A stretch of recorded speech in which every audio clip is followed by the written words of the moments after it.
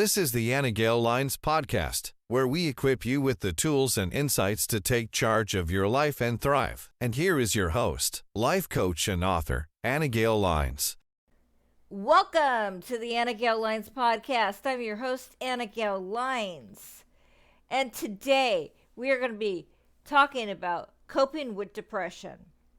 In this episode, we're going to explore practical strategies, insights, and techniques to help you manage and overcome depression, whether you're personally struggling with depression or supporting someone who is. This episode aims to provide valuable guidance and support. Depression can affect anyone, regardless of age, gender, or background. It's a complex condition that can impact various aspects of life, including emotions, thoughts, behaviors, and physical health. However, with the right tools and resources, it's possible to navigate through depression and find hope for a brighter future. Remember, you're not alone in this journey. There is support available and healing is possible. Let's embark on this journey together and explore how we can cope with depression effectively. Stay tuned for valuable insights and actionable steps to help you on your path to healing and recovery.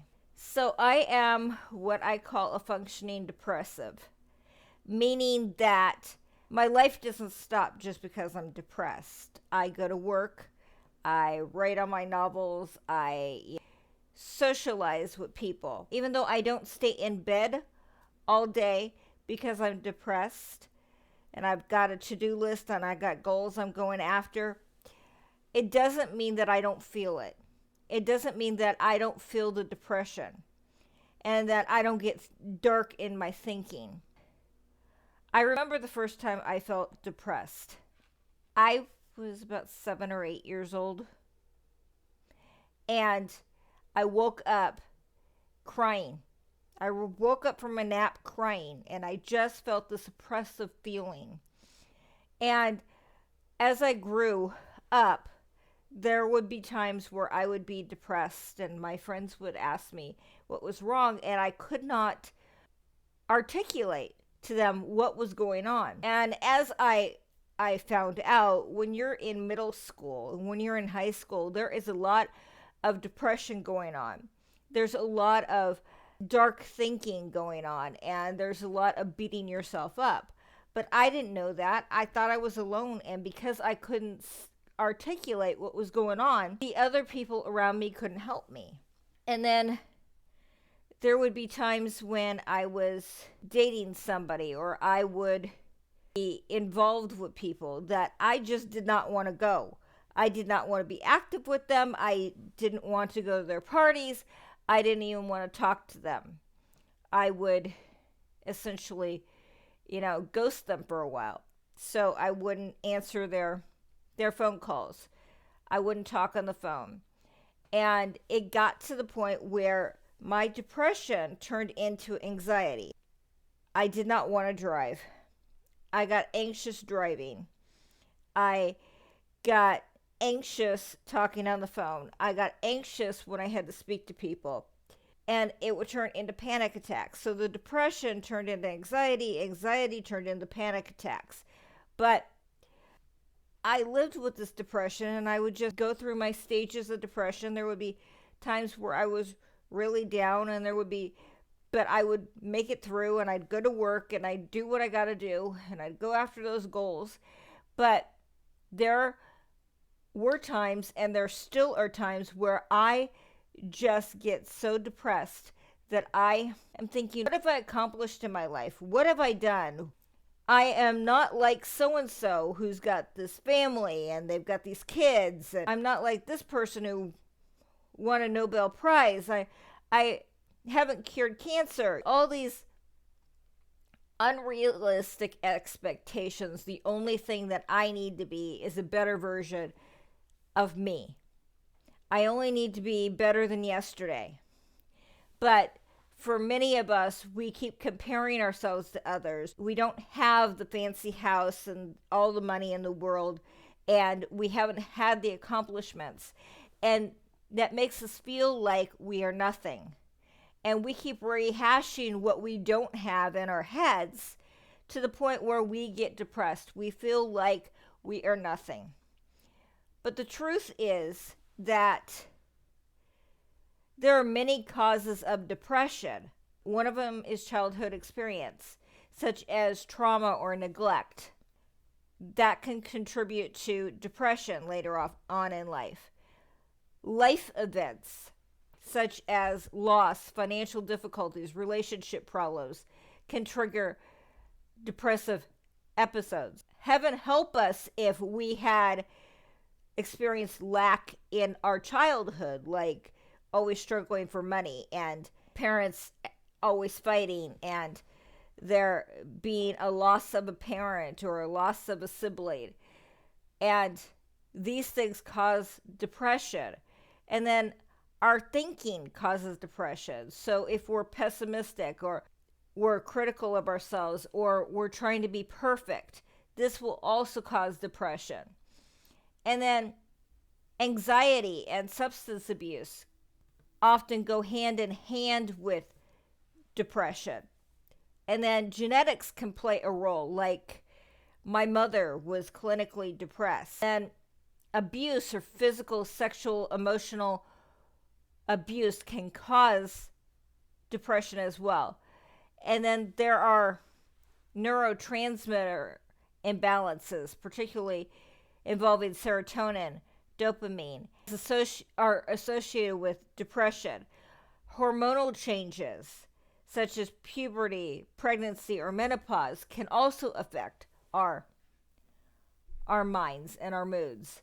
And environmental factors such as stress and social isolation, lack of support, can also contribute to the development of depression. What are the symptoms of depression? And this is a condensed list, but if you feel persistently sad, if you are feeling empty, if you have a loss of interest or pleasure in activities that you used to enjoy, if you have a change in appetite or weight, if you have difficulty sleeping or oversleeping, if you feel fatigued or you have a loss of energy, if you feel worthless or have excessive guilt, if you have difficulty concentrating or making decisions, if you're irritable or restless, if you have thoughts of death or suicide, or have made suicide attempts. These could all be symptoms of depression, along with physical symptoms such as headaches and digestive issues, or chronic pain without a clear cause. All of these could be symptoms of depression. But what are some ways that we can cope with depression? One is by staying in touch with our friends and family to maintain that social connection. Many times when you're depressed, you will withdraw. You'll stay in bed. You'll stay in your house. You won't go outside. You don't want to go to parties and you don't want to socialize with people.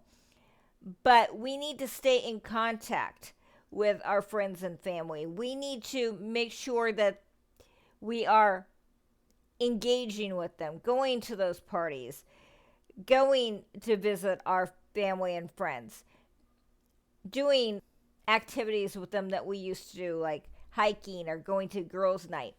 We have to maintain a regular routine so that we have something to look forward to and so that there is a social component to our lives, so that we're not withdrawing and we're not allowing ourselves to be hermits. We also need to engage in activities that we enjoy. Even if we don't feel like doing them, we need to keep doing them because, like I said, we need to keep a constant routine.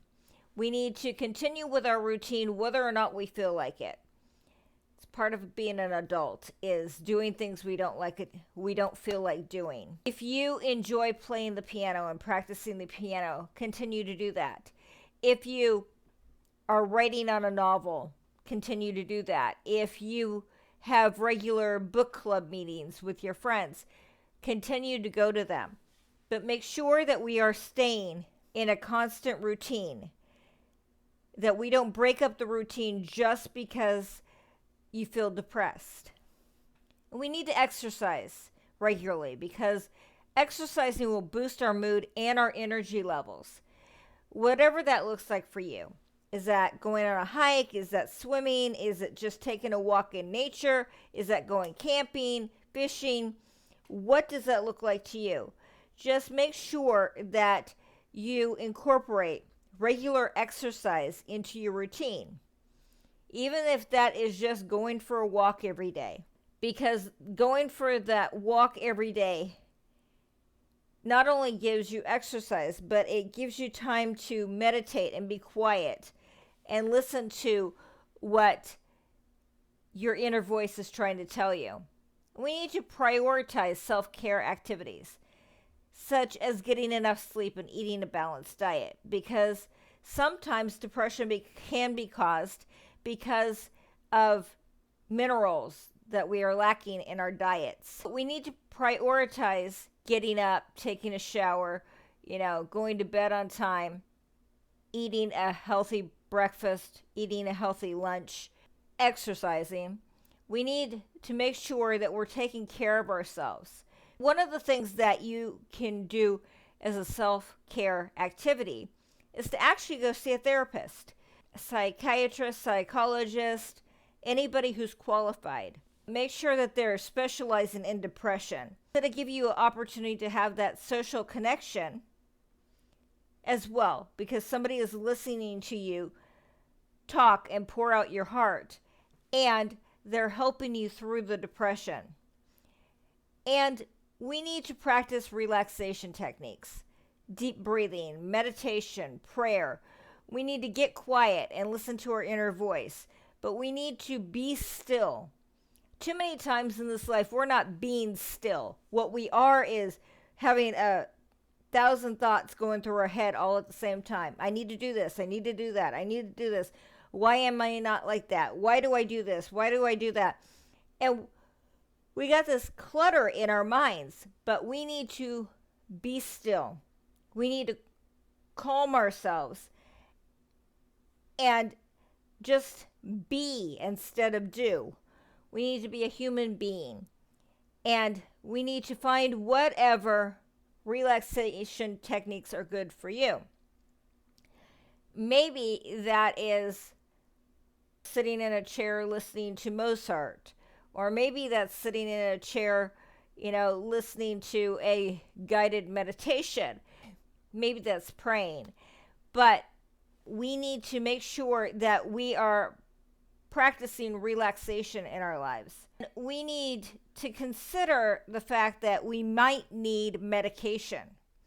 But that's where your therapist or your psychiatrist or your psychologist gets involved, because they're the ones who can recommend if that is necessary for you. And you might think about joining a support group with other people who are depressed, other people who are going through a similar struggle as you, because then you can talk about your feelings and talk about what you're going through and talk about ways that have helped them cope. And then we need to set realistic goals for ourselves and celebrate small achievements. Maybe you're depressed and feel that you can't go after your goals, but can you do small things, like daily things? That novel, you want to write that novel, and maybe you write 250 words on it every day. Maybe you write 250 words on it a week. Can you find a small goal that you could go after that is on the road to that bigger dream? Because too many times when we're depressed, we think that we should be doing this and we should be doing that, and we're comparing ourselves to others, when we need to just take the small steps towards whatever we want to do in our lives. Small steps, because a journey of 1,000 steps starts with one step.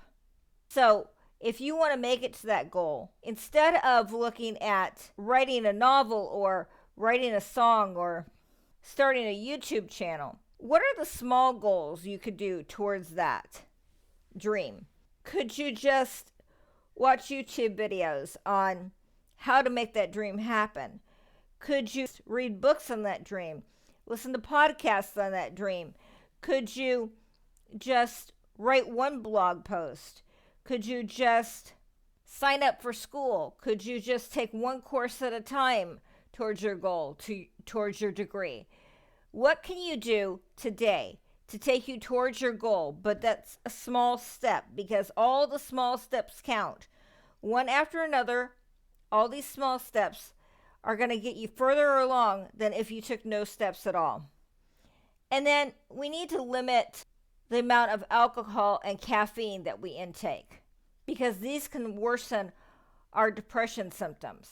We need to volunteer or help others, which can improve our sense of purpose. The best thing to do when you're depressed, or you're hurt, or you're hurt after a breakup or after a loss, the best thing to do is to go and help others, because helping others who are less fortunate than you is going to help you heal. It doesn't seem like it, but when we're helping others, we get that sense of accomplishment. We need to make sure that instead of focusing on ourselves, we focus on what we can do for others.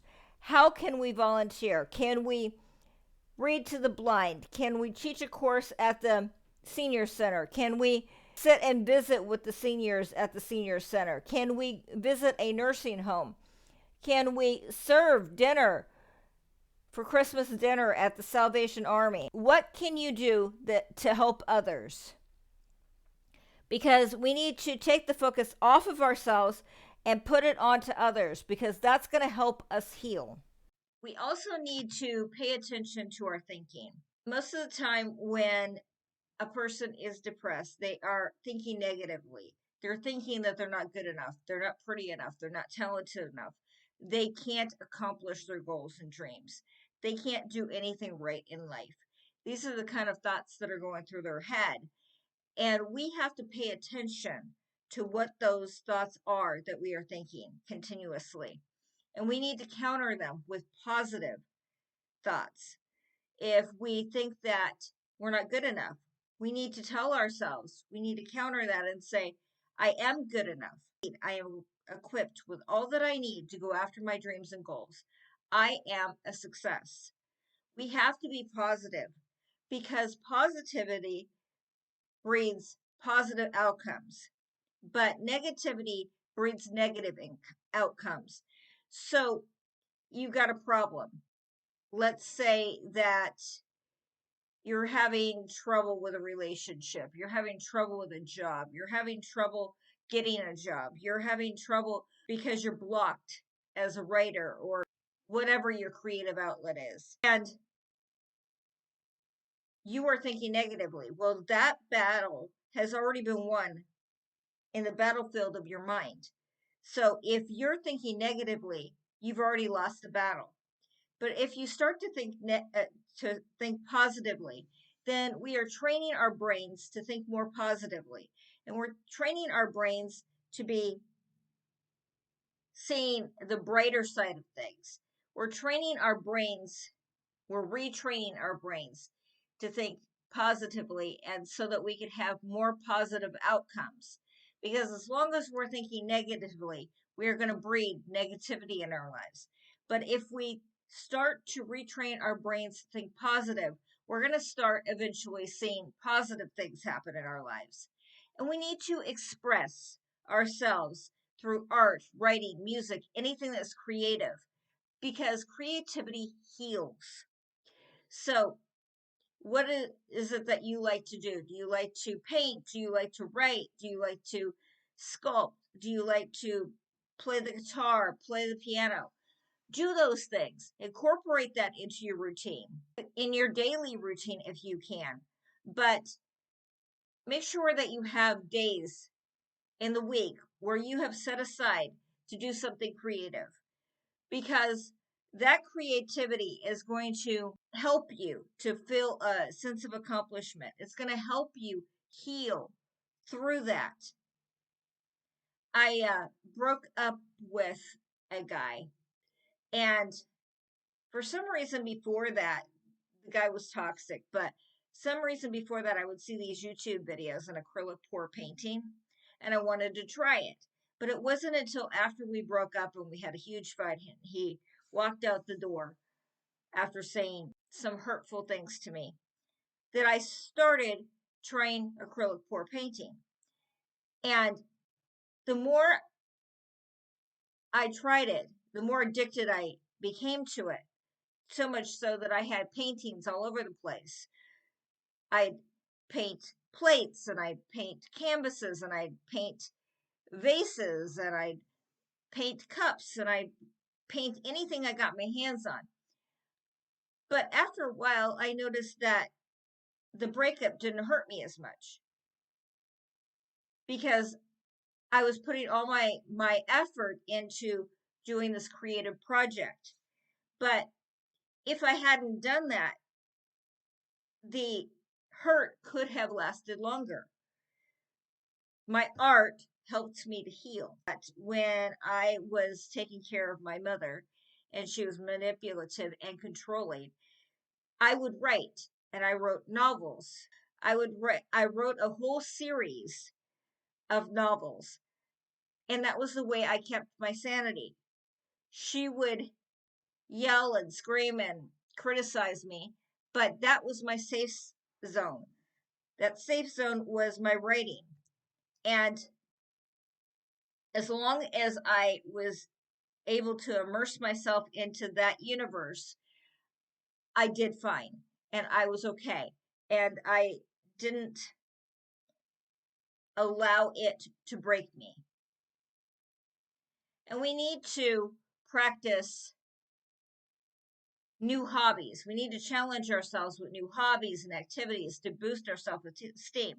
Maybe take a class in sculpting, maybe take a class in painting or writing or music, maybe take a class on accounting, maybe take a small business class.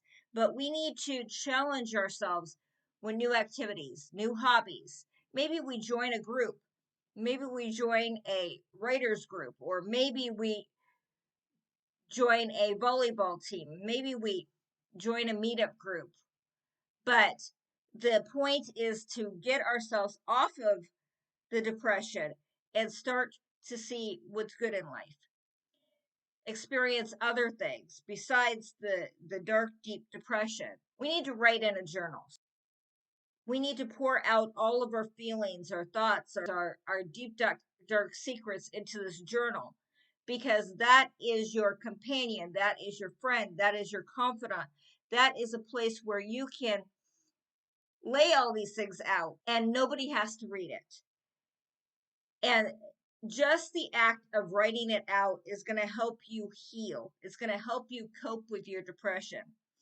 Because once you get it on paper, you start to see it in black and white. You start to see patterns in your life, and you start to be able to counteract those patterns. And then we need to challenge our perfectionism. So, too many times, depression is caused because we are comparing ourselves to others. We are trying to be perfect.